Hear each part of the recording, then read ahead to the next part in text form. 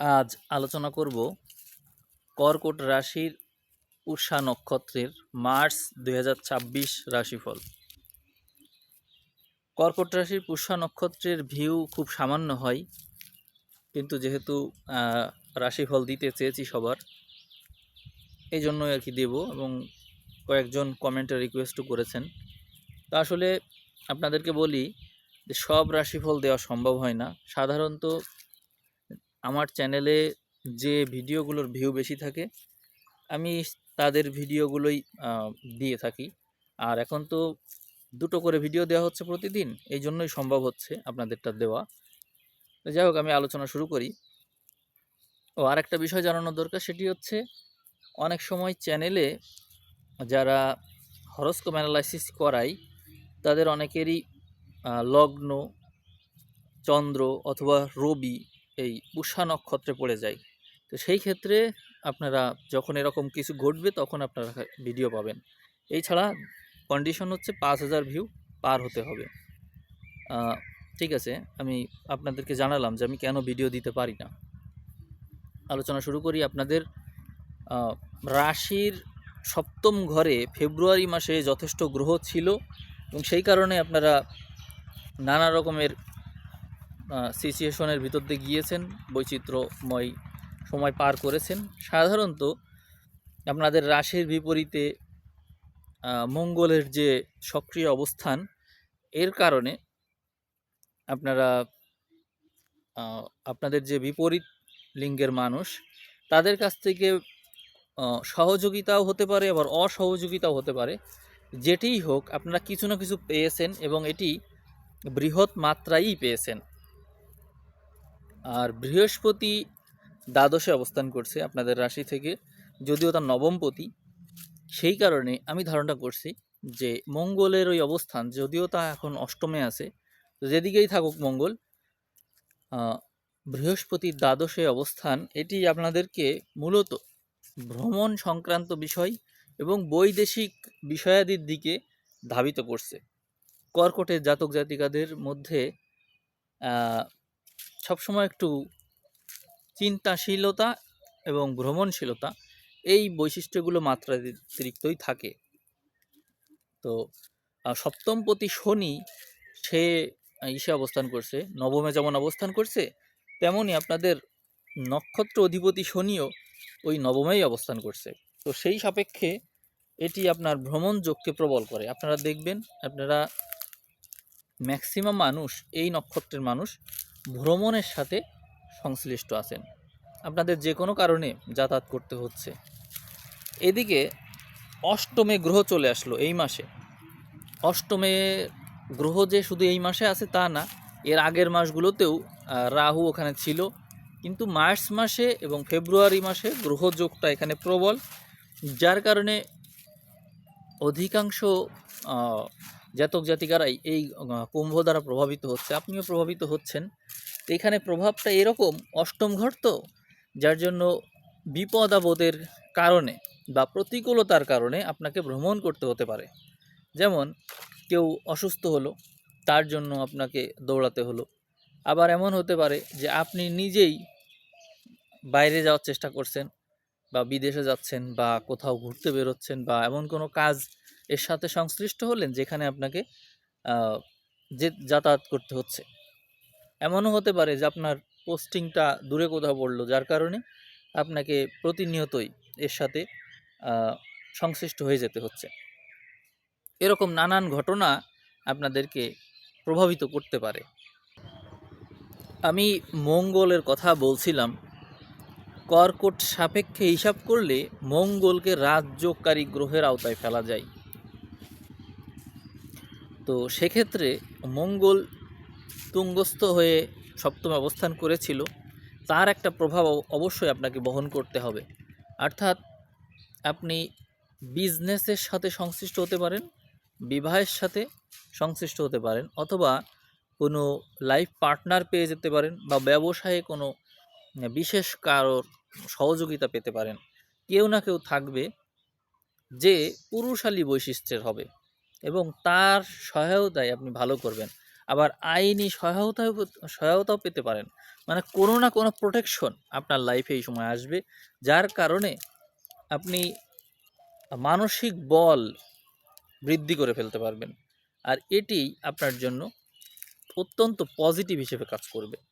তো এই এই বিষয়টা আপনার জন্য খুবই পজিটিভ, কারণ রাজযোগকারী গ্রহ পজিশনে আছে। এদিকে মঙ্গল যে সমস্ত গ্রহের সাথে এইবার যুক্ত হলো মার্চ মাসে, সেখানে সব রকমের গ্রহ সংযোগী রয়েছে, এই জন্য আপনার সাথে নানান ঘটনায় ঘটতে পারে। এবং আপনার রাশির অধিপতি আবার চন্দ্র, যার কারণে পরিবর্তনশীলতা দেখায়। অথচ আপনার নক্ষত্র অধিপতি আবার উল্টো, অর্থাৎ চন্দ্র হচ্ছে রাশির অধিপতি, নক্ষত্র অধিপতি শনি, তো দুটোই উল্টো গ্রহ, অর্থাৎ সবচেয়ে দ্রুত এবং সবচেয়ে ধীর গতির দুই গ্রহ।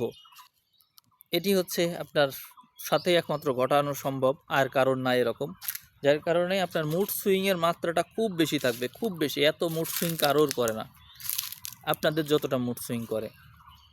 এখানে আসলাম, এখানে লেবুর ফুলের গন্ধ পাচ্ছি, খুবই ভালো লাগছে, এই গন্ধটা আমি খুব পছন্দ করি। আচ্ছা, যেটি বলছিলাম, শনি নিজ নক্ষত্রে অবস্থান করবে। শনির নিজ নক্ষত্রে অবস্থান আপনাদের জন্য অত্যন্ত ইতিবাচক, অত্যন্ত ইতিবাচক। কিন্তু চন্দ্রের পক্ষের গ্রহ, অর্থাৎ চন্দ্রের পক্ষের গ্রহ আছে বৃহস্পতি, মঙ্গল, এদের পজিশনে থাকাটা খুব দরকার ছিল, তেমনটি নেই। এবং রাহু এর দ্বারা প্রভাবিত মঙ্গল, আর রাহুর দ্বারা প্রভাবিত বৃহস্পতি, আবার মঙ্গল বৃহস্পতির নিয়ন্ত্রণেও আছে দৃষ্টি বিনিময়ে, যার জন্য আপনার জন্য সরাসরি আমি ইতিবাচক টাইম বলতে পারছি না, কারণ চন্দ্র সাপেক্ষে এইগুলো ইতিবাচক হয় না, এর পক্ষের গ্রহগুলো ইতিবাচক নেই, অবস্থানে ওইভাবে নেই। এই জন্য শনির আধিপত্য, ছকে শনির আধিপত্য রয়েছে, তাই আপনি প্রতিকূল পরিবেশে নিজের জায়গা তৈরি করে নেবেন। একদম ভালো সময় আপনার জন্য মার্চ মাস হতে পারলো না, তবে জুন মাসের পর থেকে আপনার সময় ভালো হতে পারে। পুষ্যা নক্ষত্রের জাতক জাতিকাদের ভাগ্য শনি দ্বারা প্রভাবিত থাকে, এবং শনির সাথে যখন তার বিপরীতধর্মী কোনো গ্রহ যুক্ত হয়, তখন প্রবলেমটা বাড়তে দেখা যায়। কারণ হচ্ছে শনি সাধারণত ধীর গতিতে ফল দেয়, যার কারণে এই প্রভাবটাও অনেক দিন ধরে চলতে থাকে। এখানে মার্চ মাসের শেষ যে ভাগ, অর্থাৎ 16 তারিখ, সেখান থেকে শনির সাথে শুক্রের শনির সাথে রবির যোগ দেখা যাবে। ফলে শনি রবির সহ অবস্থান আপনার জন্য প্রতিকূলতা তৈরি করতে পারে, অর্থাৎ সম্পত্তি অর্জনজনিত কারণে প্রতিকূলতা আসতে পারে, আবার সম্পত্তি হারানোর কারণে আপনার মানসিকতায় বিরূপতা দেখা যেতে পারে।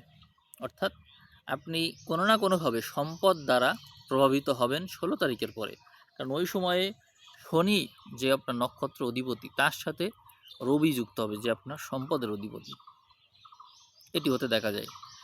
তারপরেও ওভারঅল মাসের যে প্রথম যে 15 দিন, এটিকে আমি খুব বেশি শুভ মনে করতে পারছি না, কারণ হচ্ছে সম্পদ দ্বারাই এখনকার মানুষ এখনকার বৈষয়িক জীবন পদ্ধতিতে সম্পদ দ্বারাই মানুষ আসলে সুখী আছে কিনা সেটি নির্ণয় করা হয়ে থাকে। তো আপনার সম্পদের অধিপতি রবি এবং রাজযোগকারী গ্রহ মঙ্গল, এরা নেতিবাচক ঘরে আছে, রাহু যুক্ত আছে, অষ্টমে আছে, যার কারণে প্রতিকূলতা এই সময় রয়েছে। মার্চ মাসের প্রথম যে অর্ধেক, এই সময়টা আপনার জন্য খুব বেশি শুভ না।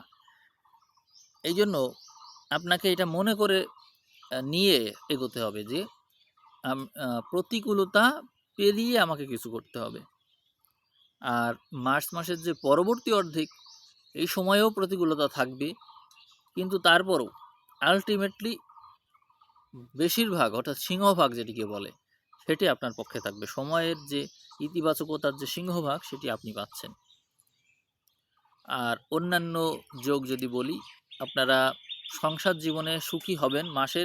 এই মাসের এই মাসের মধ্যে শুক্রকে আমরা একটু পজিশনে দেখতে পাবো, অর্থাৎ চতুর্থপতি যে আপনার এবং একাদশপতি সেই শুক্র পজিশনে থাকবে, অর্থাৎ তুঙ্গস্থ হচ্ছে শনির সাথে থাকছে। এটি হচ্ছে শনির সাথে একটা মিত্রতা সম্বন্ধ রাখে, যার কারণে ওই দিক থেকে একটা একটা ভালো আপনার সাথে ঘটছে। অর্থাৎ আপনি যদি বৈদেশিক কোনো কিছুর সাথে সংশ্লিষ্ট থাকেন তাহলেই আপনার প্রাপ্তি যোগটা বেশি শুভ থাকছে। আর যদি আপনার ভিতরে সংযমের ভাব থাকে তাহলে আপনার সময়টা ভালো থাকছে। এটি আর কি বলবো।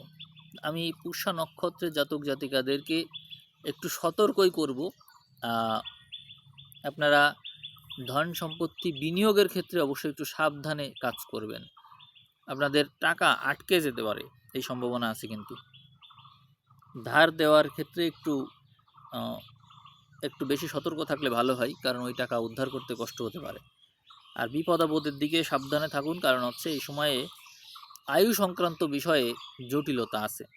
আমি গত দিনে একটা নিউজ পেলাম যে অ্যাক্সিডেন্ট করে একটা পা কেটে ফেলতে হয়েছে ইতোমধ্যেই, আর একটা পায়ের অবস্থাও আশঙ্কাজনক।